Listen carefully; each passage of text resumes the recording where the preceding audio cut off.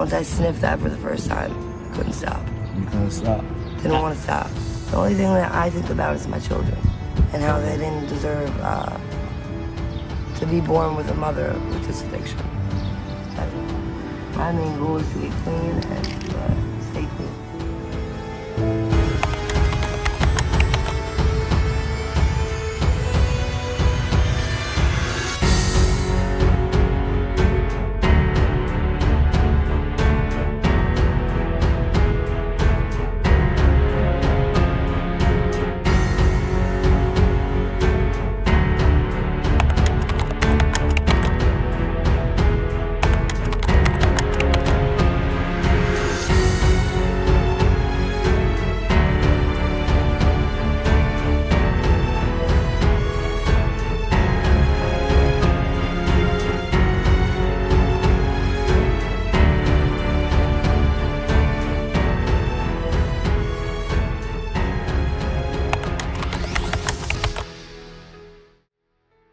Dallas, a city where dreams rise as high as its gleaming skyscrapers, where oil money flows like the Trinity River, and where the American promise seems written in neon lights across the downtown skyline.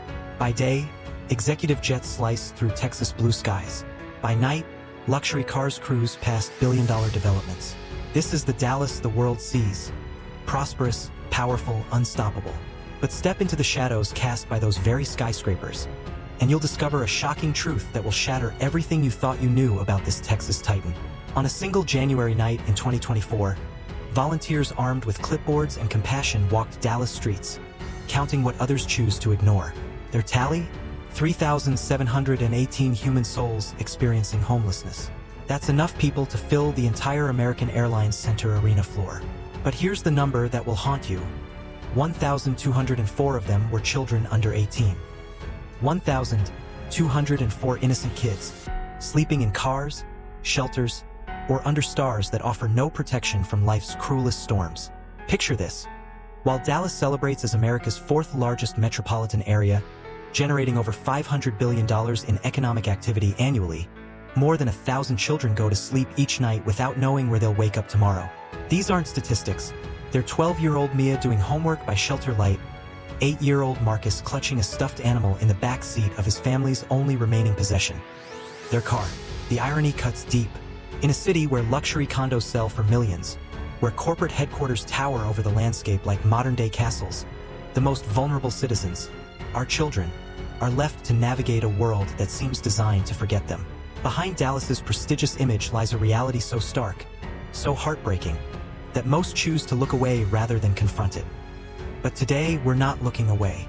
Today, we're diving into the hidden Dallas, a place where survival isn't about climbing corporate ladders, but about finding your next meal, your next safe place to sleep, your next reason to hope. This is where our story begins, in the shadows of success, where American dreams collide with American nightmares. What you're about to witness will challenge everything you believe about prosperity, poverty, and the price we pay for turning away from those who need us most. While Dallas Independent School District celebrates academic achievements and billion-dollar budgets, a devastating secret hides in plain sight. Approximately 3,000 students within their system are homeless. 3,000 young minds trying to focus on algebra while wondering where they'll sleep tonight. 3,000 futures hanging by threads so thin, they could snap with one more crisis. Meet the reality behind the numbers. Sarah, a 16-year-old honor roll student, writes her college essays on a smartphone because her family's car doesn't have Wi-Fi. Her younger brother, just 10 years old, has learned to pack his entire life into a backpack. Everything he owns fits inside, because when you're homeless, possessions become burdens. Their mother, once a dental assistant, lost everything when medical bills from her cancer treatment consumed their savings and rent money disappeared into the healthcare void. But children like Sarah and her brother are the invisible casualties of a system that's catastrophically broken. Research shows homeless children lag behind their peers by 18 months academically, not because they lack intelligence, but because they lack the fundamental security that allows a mind to learn. How do you memorize multiplication tables when you're multiplying your own chances of survival each day? The trauma runs deeper than missed homework.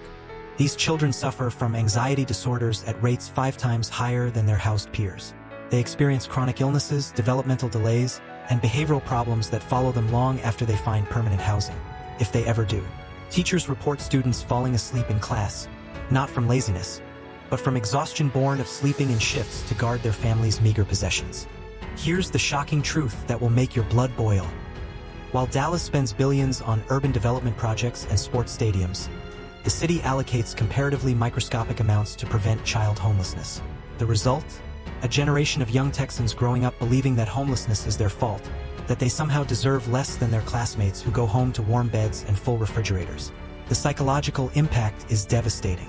Children as young as 6 develop survival instincts typically seen in war zones, hypervigilance, mistrust of adults, and the crushing belief that the world is fundamentally unsafe. They learn to be grateful for crumbs while others feast, to apologize for existing, to make themselves smaller and quieter so society can continue ignoring their pain. This isn't happening in some distant country. This is happening right now, in America's 9th largest city, where prosperity and poverty dance a deadly waltz that leaves the youngest dancers trampled beneath the feet of progress. In the summer of 2024, as Dallas temperatures soared beyond 100 degrees Fahrenheit for weeks, the city's emergency rooms saw a surge of heat-related deaths. But these weren't just statistics in medical journals. They were human beings with names, stories, and families who would never see them again.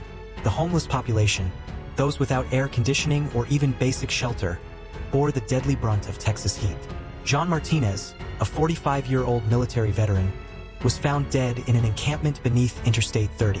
Beside his body lay an expired bottle of Narcan and a photo of his daughter. A daughter he'd been trying to reunite with before addiction and homelessness claimed his life. His death certificate would list heat exhaustion and fentanyl toxicity as causes, but the real killer was a system that failed him when he needed it most. The numbers are staggering and shameful. Conservative estimates suggest 20 to 30 homeless individuals die on Dallas streets each year, though the actual number is likely higher because deaths often go unreported or are misclassified. Unlike cities such as Anchorage, which meticulously tracks outdoor deaths among the homeless, Dallas has no comprehensive system for counting its lost souls. Fentanyl has turned encampments into death traps. In April 2023, Dallas police reported a spike in overdoses linked to what they called a lethal batch of the synthetic opioid. Emergency responders described scenes that haunt their nightmares. Multiple bodies discovered within hours of each other. Narcan proving ineffective against increasingly potent drug cocktails. The pattern has only worsened in 2024 and 2025. But it's not just drugs and heat claiming lives. Dallas's homeless population faces mortality rates 3 to 6 times higher than housed individuals. They die from treatable diseases, from infections that go untreated, from violence that goes unpunished, and from despair that goes unacknowledged. Winter brings its own horrors. Remember February 2021, when Texas's power grid failed and temperatures plummeted.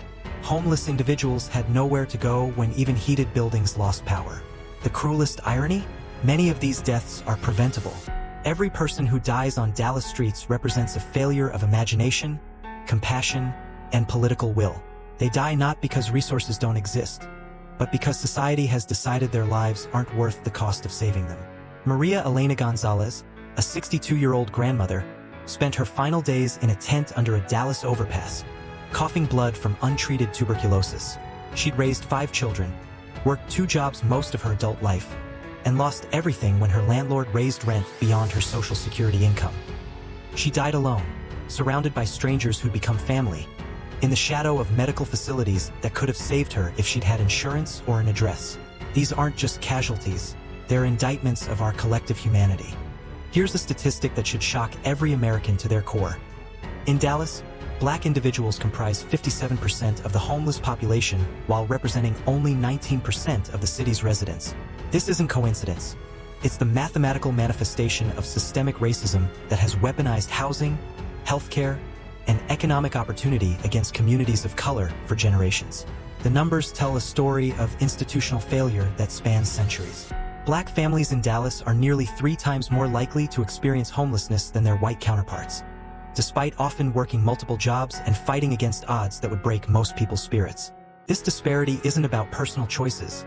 It's about a rigged system that has consistently denied Black Americans access to wealth-building opportunities while simultaneously criminalizing poverty. Consider the story of Deborah Washington, a 34-year-old Black mother of 3 who worked as a certified nursing assistant until COVID-19 hit. When her hours were cut and her daycare closed, she faced an impossible choice: work to pay rent or stay home to care for her children. She chose her children and lost her apartment within 2 months. The same system that applauded her as an essential worker abandoned her the moment she needed support. The data reveals layers of discrimination that compound like interest on an unpayable debt. Black veterans, who serve their country with honor, represent a disproportionate share of homeless veterans in Dallas. They return from defending democracy abroad only to discover that democracy at home doesn't extend to housing justice. Of the 119 homeless veterans counted in 2024 survey, Black veterans were overrepresented despite comprising a smaller percentage of the military population. Employment discrimination adds another layer to this crisis. Black job applicants in Dallas face callback rates significantly lower than equally qualified white applicants. When you're homeless, this discrimination becomes a death sentence. You can't get a job without an address, and you can't get an address without a job. For Black homeless individuals, racism makes this catch-22 even more inescapable. The justice system compounds these inequalities. Black individuals are arrested for quality of life crimes like sleeping in public or loitering at rates far exceeding their representation in the population. These arrests create criminal records that make housing and employment even more difficult to obtain, trapping people in cycles of homelessness and incarceration. Housing discrimination, though illegal on paper, persists in practice. Black families with housing vouchers face rejection rates double those of white families with identical qualifications. Landlords use coded language and selective application processes to maintain segregation that would make 1950s Birmingham proud. The result? Generational trauma that passes from parent to child like a toxic inheritance.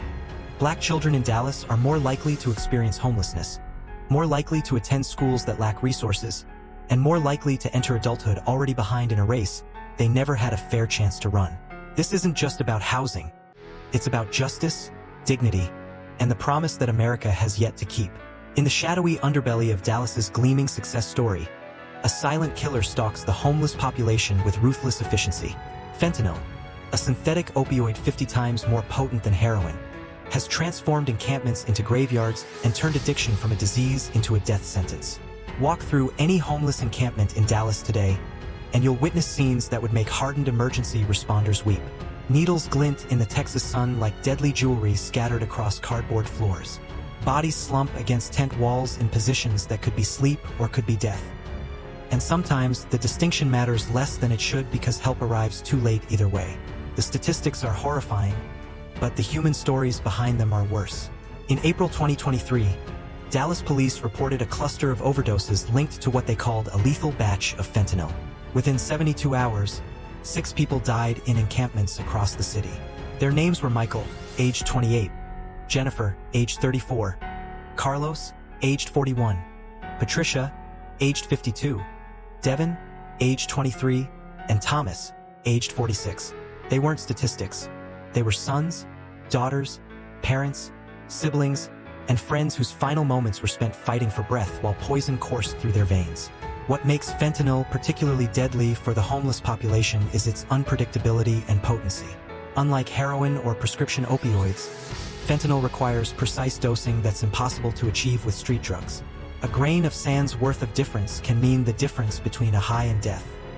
For people self-medicating trauma, chronic pain, or the psychological agony of homelessness, this Russian roulette becomes a daily reality. Narcan, the overdose-reversing drug that has saved thousands of lives, often proves inadequate against fentanyl's strength. Emergency responders report needing multiple doses to revive overdose victims, and sometimes even that isn't enough. Volunteers who distribute Narcan kits to homeless encampments describe the heartbreak of finding people who had the antidote within arm's reach but couldn't administer it in time. The drug trade preys on homeless communities with predatory calculation. Dealers target encampments because they know desperate people make reliable customers, and homeless individuals face less police protection when violence erupts over territory or debts. Women in encampments often face sexual exploitation in exchange for drugs, creating cycles of trauma that compound addiction's grip. But here's the truth that exposes our collective moral bankruptcy. Every fentanyl death represents a person who was failed long before they touched that first lethal dose. They're veterans with untreated PTSD, abuse survivors with no access to therapy, chronic pain patients whose prescriptions were cut off, and teenagers who aged out of foster care with nowhere to go and no one who cared whether they lived or died. The drug crisis isn't separate from homelessness. It's inextricably woven into the fabric of a society that has decided some lives matter less than others. Every overdose is a scream for help that goes unheard until it's too late to answer. Dallas's response to homelessness reveals both the worst and best of human nature, often within the same city block. While politicians debate budgets and bureaucrats shuffle paperwork, people are dying on the streets. Yet amidst this systematic failure, sparks of genuine humanity illuminate paths toward real solutions. The city's housing initiatives sound impressive on paper. The REAL Time Rapid Rehousing Initiative has housed over 10,100 people since 2021, and the All Neighbors Coalition coordinates efforts across multiple agencies. These programs represent genuine progress and have prevented thousands of people from falling into homelessness. But here's the crushing reality. For every person housed, others fall into homelessness, creating a nightmarish game of musical chairs where the music never stops and the chairs keep disappearing. The math is stark and unforgiving. Dallas needs 27,500 additional affordable housing units by 2030 just to meet current demand, with median rents exceeding $1,500 monthly and minimum wage workers earning roughly $1,160 per month. Simple arithmetic reveals an impossible equation. You can't spend more than you earn indefinitely. Eventually, the numbers catch up, and eviction notices become death sentences for those without family safety nets. Shelter capacity tells an equally grim story. While Dallas housed 2,594 people in shelters during the 2024 count, approximately 3,000 more wait on lists that grow faster than spaces become available. 15 of 29 Texas counties, including rural areas surrounding Dallas, lack year-round shelters entirely. The message is clear. If you're homeless in much of Texas, your options are limited to migration or suffering. But within this systematic failure, extraordinary individuals and organizations fight battles that would humble military generals. Organizations like Family Gateway, The Bridge, and Housing Forward operate with budgets that wouldn't cover a single luxury condo purchase. Yet they save lives daily through sheer determination and volunteers who treat human dignity as sacred. Consider the work of street outreach teams who walk encampments at dawn, carrying medical supplies, food, and hope in equal measure. These modern-day saints, often formerly homeless themselves, know every resident by name, remember their stories, and celebrate small victories like someone accepting mental health treatment or reconnecting with estranged family members. The All Neighbors Coalition represents what's possible when compassion meets competence. Their coordination between public agencies, private organizations, and faith communities has created housing pipelines that move people from streets to stability. They've proven that homelessness isn't an intractable problem. It's a solvable crisis that requires sustained commitment and adequate resources. Success stories emerge daily. Veterans finding permanent housing through HUD VA/SH vouchers, families reunited through rapid rehousing programs, and individuals overcoming addiction through integrated treatment approaches. Each success proves that given proper support, people experiencing homelessness don't just survive, they thrive.